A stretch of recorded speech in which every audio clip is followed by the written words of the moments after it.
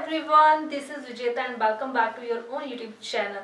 आज मैं बात करूंगी ट्यूबरक्लोसिस के सिम्टम्स के बारे में, उसका क्या डायग्नोसिस है और क्या ट्रीटमेंट है। तो इस वीडियो को एंड तक देखिएगा। वीडियो लंबी हो सकती है लेकिन इसमें आपको एक फुल पैकेज ऑफ इंफॉर्मेशन मिल जाएगा।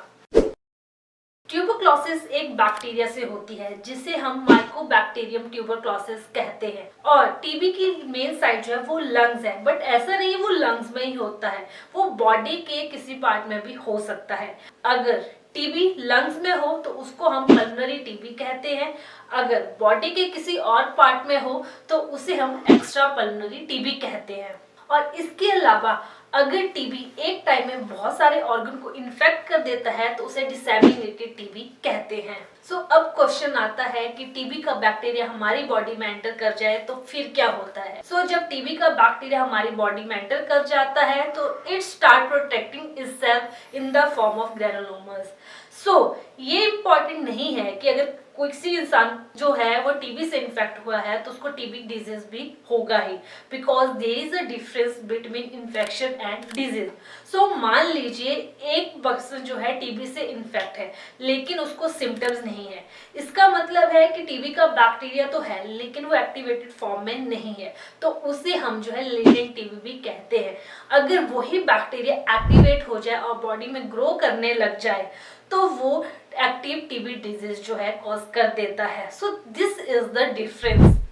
Let's move to the symptoms of TB. TB के सिम्टम्स क्या है? पहला सिम्टम है लो ग्रेड फीवर रहना। अगर किसी भी पर्सन को टीबी है तो उसे लो ग्रेड फीवर रहता है। लो ग्रेड फीवर मतलब 99, 95, 99.5 या 100।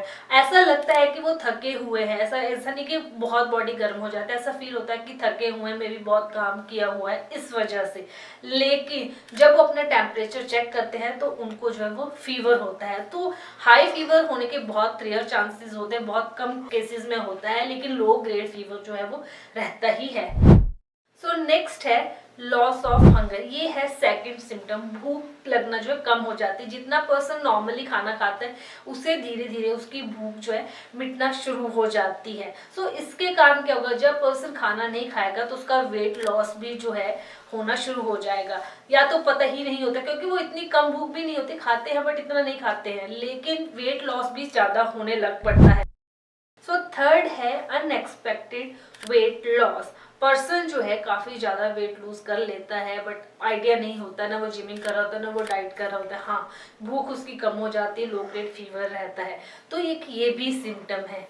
इसके अलावा रात को जो है पसीना आ सकता है, नाइट स्वेट जिसे हम बोलते हैं। हम इन चीज़ों को इग्नोर कर देते हैं कि मे बी गर्मी होगी या बहुत सारे रीजन हम दे देते हैं, लेकिन ये एक टीबी का सिम्टम है जिसे हमें इग्नोर नहीं करना चाहिए। और इसके साथ जो बहुत मोस्ट कॉमन सिम्टम है वो है कफ।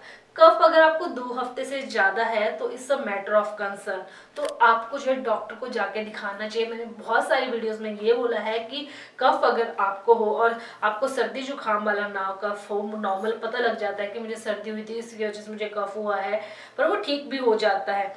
लेकिन आपको वो कफ ना हो और ऐसे 2 हफ्ते या 1 महीना आपको हो गया हो तो it's a matter of concern, आपको जाके डॉक्टर को दिखाना चाहिए और उनके सजेशन जो है वो लेने चाहिए। नेक्स्ट मैं बात करूंगी एक्स्ट्रा पल्मोनरी। अब उसमें क्या होता है, अगर लिम्फ नोड टीबी है किसी को तो लिम्फ नोड जो है वो आपको दिखना शुरू हो जाता है।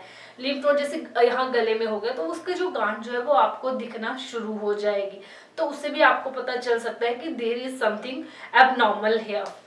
और इसके बाद जो है अगर हम गट टीबी की बात करें और एब्डोमिनल टीबी की बात करें तो उस केस में डायरिया हो सकता है, कॉन्स्टिपेशन हो सकता है, इवन आपके पेट में सूजन भी आ सकती है। अब सिम्टम्स का तो हमें पता लग गया है, लेकिन अब टीबी को डायग्नोज कैसे करना है, तो इसके लिए भी टेस्ट है। जैसे कि फर्स्ट टेस्ट है स्पूटम टेस्ट। स्पूटम टेस्ट में माइक्रोस्कोपिक टेस्ट भी आता है, ट्रूनेट टेस्ट भी आता है, सीबीनेट टेस्ट भी आता है।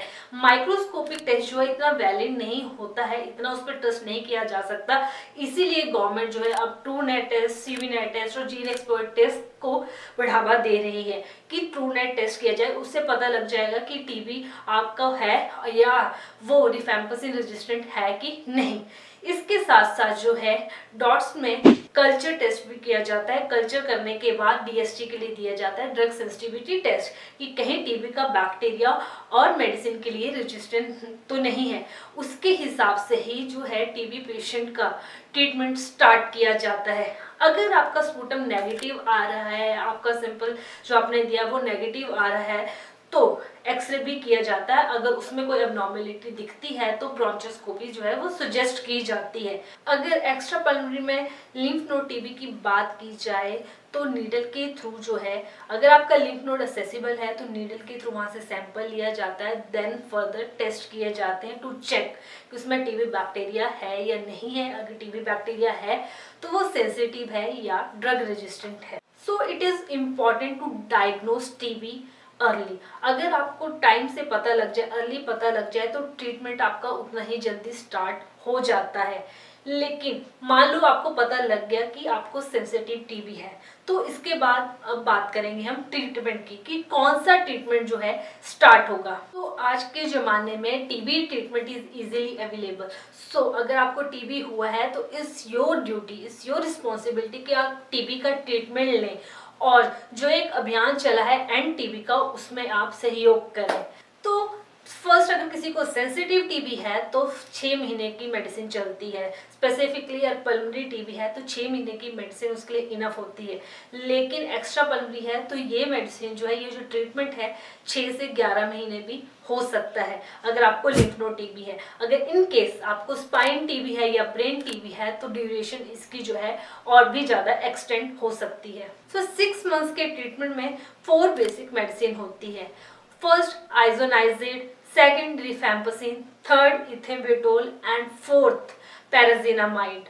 अगर किसी को एमडीआई टीबी है तो उसका आइदर शॉर्टर ट्रीटमेंट चलेगा या लॉन्गर रेजमी ट्रीटमेंट चलेगा। तो जो शॉर्टर होता है वो 9 मंथ का होता है एंड जो लॉन्गर होता है वो 18 मंथ का होता है।